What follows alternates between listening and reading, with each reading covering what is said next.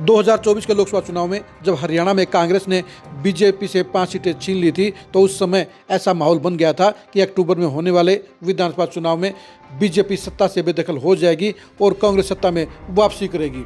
विधानसभा चुनाव से पहले जब बीजेपी ने हारने वाले विधायकों की टिकट काटने का फैसला लिया तो उस लिस्ट के अंदर कुछ ऐसे चेहरे थे जिन्होंने सत्ता की हिस्सेदारी के लालच में बीजेपी से पलटी मार दी और कांग्रेस को ज्वाइन करने का काम किया। इस लिस्ट में वैसे तो कई नेताओं के नाम थे, लेकिन 6 ऐसे पूर्व विधायक थे जो बीजेपी के अंदर अच्छी हैसियत रखते थे, लेकिन उन्होंने टिकट कटने की संभावना के चलते बीजेपी से पलटी मारते हुए कांग्रेस ज्वाइन कर ली और ये फैसला उनके लिए आत्मघाती साबित हुआ है और आज की तारीख में वो सियासी तौर पर दुर्गति का सामना कर रहे हैं। नमस्कार, मैं हूं कुलदीप सुरान। आज हम खरी में चर्चा करेंगे बीजेपी के उन 6 नेताओं की जिन्होंने सत्ता में हिस्सेदारी के लालच में कांग्रेस ज्वाइन करने का काम किया था, लेकिन कांग्रेस की सरकार नहीं बनने के चलते उनके सपने तार तार हो गए हैं। उनका सियासी रोड खड्डों से भर गया है और उनके सियासी भविष्य के ऊपर सवालिया निशान भी लग गया है। इन नेताओं की आज की तारीख में ये पछतावा हो रहा है कि उन्होंने बीजेपी क्यों छोड़ी, क्योंकि अगर वो बीजेपी नहीं छोड़ते तो आज की तारीख में भी उनका मान सम्मान रसूख काफ़ी बड़ा होता और वो अपनी सियासत को चमकाते हुए नजर आते, लेकिन उनका फैसला गलत साबित हुआ और इसलिए आज की तारीख में वो हाशिए पर पड़े हुए हैं। 6 नेताओं में से पहला नाम है कर्णदेव कंबोज का। कर्णदेव कंबोज 2014 में बीजेपी की पहली सरकार के अंदर इंद्री से विधायक बने थे और विधायक बनते ही वो मंत्री भी बन गए थे।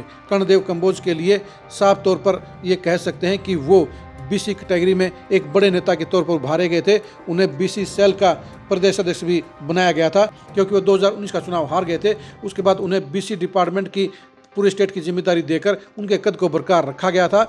वो 2024 में भी रादौर से टिकट चाहते थे, लेकिन बीजेपी ने उनकी हार की संभावना को देखते हुए वहां से श्याम सिंह राणा को टिकट दे दिया और इसी नाराजगी के अंदर कर्णदेव कंबोज ने बीजेपी छोड़ दी और कांग्रेस ज्वाइन कर ली और ये उनके लिए सबसे बड़ा नुकसानदायक फैसला साबित हुआ है, क्योंकि कांग्रेस ज्वाइन करने के बाद आज की तारीख में किसी को ये नहीं पता कि कर्णदेव कंबोज कहाँ पर हैं, क्योंकि उन्हें कांग्रेस के अंदर कोई अहमियत नहीं मिली है। वो कांग्रेस की भीड़ के अंदर गुम होकर रह गए हैं। जहाँ कर्णदेव कंबोज बीजेपी की पॉलिटिक्स में टॉप के 10 फेस के अंदर शामिल थे, वहीं वो कांग्रेस के अंदर गुमशुदगी का शिकार हो गए हैं। जो दूसरे चेहरे हैं सुखविंदर मांझी। सुखविंदर मांझी बारडा से विधायक थे। वो भी किसान मोर्चा के प्रदेश अध्यक्ष थे। बीजेपी की पॉलिटिक्स में उनका अच्छा खासा नाम था, क्योंकि बीजेपी किसानों को लेकर बेहद संवेदनशील है और इसलिए किसानों को मनाने के लिए उन्होंने जाट नेता के तौर पर सुखविंदर मांझी को उभारने का काम किया था। वो 2019 का चुनाव हार गए थे और इसके बाद बीजेपी ने उन्हें संगठन में एक इम्पोर्टेंट जगह देकर उनके सियासी रसूख को बचाने का काम किया था, लेकिन जब उनको भी टिकट करने का आभास हुआ तो उन्होंने भी पाड़ा बदल लिया और वो कांग्रेस के अंदर शामिल हो गए। उनको कांग्रेस की टिकट भी नहीं मिली और वो आज की तारीख में सियासी हाशिए पर चले गए हैं। वो आज पॉलिटिकल तौर पर खात्मे के कगार पर खड़े हैं, यानी उनका पाला बदल का ये फैसला आत्मघाती साबित हुआ और इसलिए उनकी सियासत के ऊपर सवालिया निशान खड़ा हो गया है। लक्ष्मण नापा को भी बीजेपी ने 2019 में प्रत्याशी टिकट देने का काम किया था। वो विधायक भी बन गए थे। उनकी भी चुनाव में हार की आशंका नजर आ रही थी, क्योंकि बीजेपी ने जो सर्वे किया था उसमें उनकी नेगेटिव रिपोर्ट आई थी और इसलिए उनका टिकट काटा जाना तय माना जा रहा था और इसलिए उन्होंने बीजेपी को छोड़कर कांग्रेस ज्वाइन कर ली। लक्ष्मण नापा के लिए भी बीजेपी को छोड़कर कांग्रेस में जाना आत्मघाती साबित हुआ है, नुकसानदायक साबित हुआ है, क्योंकि कांग्रेस के पॉलिटिक्स में वो गुम होकर रह गए हैं। कांग्रेस में उन्हें ना तो कोई पूछता है, ना कोई जानता है, ना संगठन में उनके लिए कोई जगह है और यही वजह रही कि वो भी सियासी तौर पर खात्मे की कगार पर पहुंच गए हैं।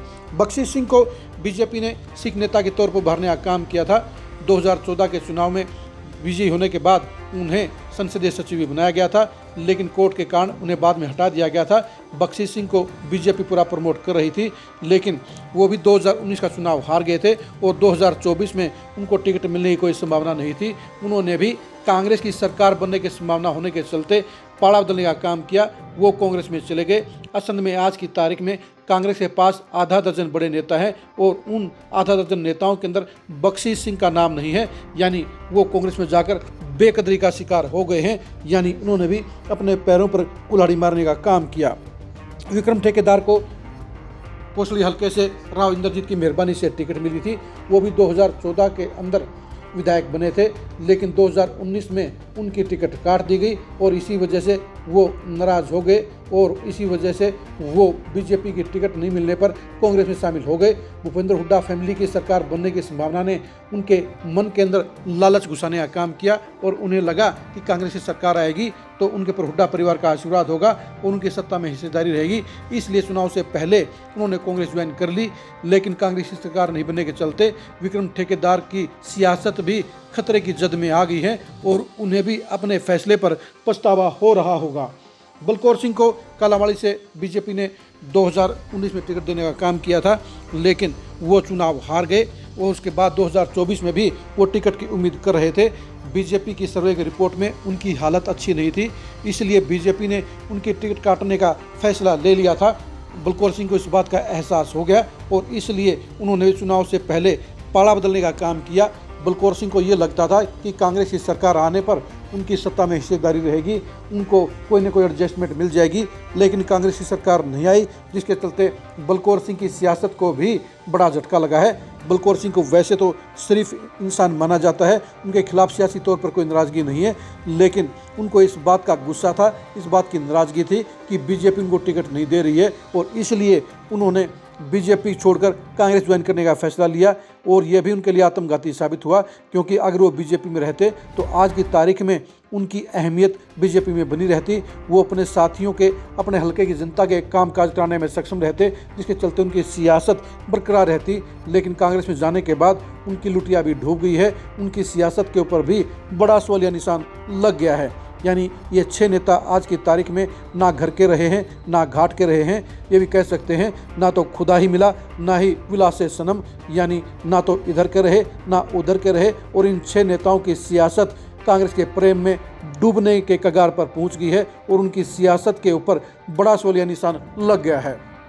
आप बीजेपी छोड़कर कांग्रेस में जाने वाले इन 6 नेताओं के सियासी भविष्य के बारे में क्या सोचते हैं, कमेंट करके जरूर बताइए। इन 6 नेताओं से जुड़ी खबरों को जानने के लिए आप लगातार खरी खरी न्यूज़ के साथ बने रहिए।